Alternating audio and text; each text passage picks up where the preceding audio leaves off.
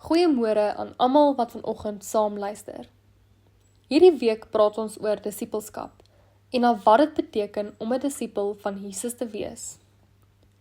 Ek lees vanoggend vir ons Lukas 9 vers 23 tot 24. Toe het hy vir almal gesê: As iemand agter my aan wil kom, moet hy homself verloon, elke dag sy kruis opneem en my volg. Want elkeen wat sy lewe wil behou, sal dit verloor. Maar elkeen wat sy lewe om my ontwil verloor, sal dit behou. Disippelskap is 'n roeping na selfverloning.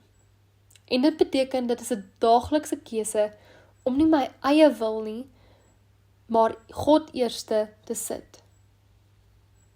Jesus gebruik radikale taal hier. Verloon jouself en neem jou kruis op. In sy tyd het die kruis nie 'n versierde simboliek gedra nie, maar dit was 'n instrument van die dood. En hierdie woorde van Jesus wys vir ons dat disippelskap soms 'n pad van verlies is.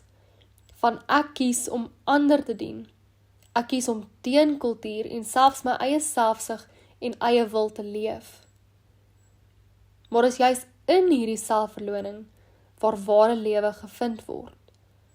Soos Jesus self sê, wie sy lewe probeer red, sal dit verloor, maar wie dit vir hom gee, sal ware lewe ontdek. Ons volg nie Christus net wanneer dit maklik is nie. Disippelskap vra lyding, gehoorsaamheid en volharding. Elke dag kies ons weer, volg ek my eie wil, of volg ek Jesus? Kom ons bid saam. Here, dit is soms moeilik om my eie kruis op te neem en U te volg. Maar ek weet U het vir my gewys hoe ek dit kan doen. Ek bely dat ek dikwels my eie wil eerste stel. Maar Here, help my om U daagliks te kies. Selfs al beteken dit opoffering.